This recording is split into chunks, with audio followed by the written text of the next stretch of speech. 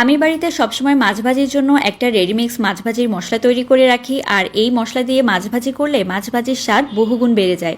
প্রথমে 1 চা চামচ পরিমাণে গোটা জিরা, 1.5 চা চামচ পরিমাণে গোটা ধনিয়া নিয়েছি, 1/2 চা চামচ পরিমাণে আজওয়াইন নিয়েছি, 1 চা চামচ পরিমাণে কালো গোলমরিচের গুঁড়া, 1/2 চা চামচ পরিমাণে শুকনা মরিচের গুঁড়া, 1/2 চা চামচ পরিমাণে হলুদের গুঁড়া, আরও দিয়ে দিচ্ছি 1/2 চা চামচ পরিমাণে গরম মশলার গুঁড়া, 1/2 চা চামচ পরিমাণে চাট মশলার গুঁড়া, 1/2 চা চামচ পরিমাণে রসুনের গুঁড়া, আর দিয়ে দিব এখানে লবণ দিয়ে দিচ্ছে 1/2 চা চামচ পরিমাণে।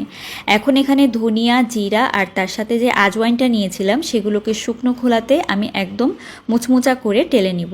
তারপর এটাকে ফ্যানের নিচে ঠান্ডা করে তারপর হামানদিস্তার মধ্যে নিয়ে একটু জাস্ট ক্রাশ করে দিতে হবে।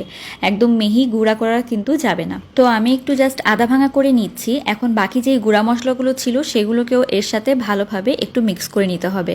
তো মশলাগুলো দিয়ে আমি আবারও কিছুক্ষণের জন্য একদম ভালোভাবে একটু মিক্স করে নিব। আর মিক্স করা হয়ে গেলে একটা বাটির মধ্যে ঢেলে নিচ্ছি। এখন 1 চা চামচ পরিমাণে দিয়ে দিব চিলি ফ্লেক্স। এটা অবশ্যই দিবেন, এটা দিতে ভুলবেন না কিন্তু।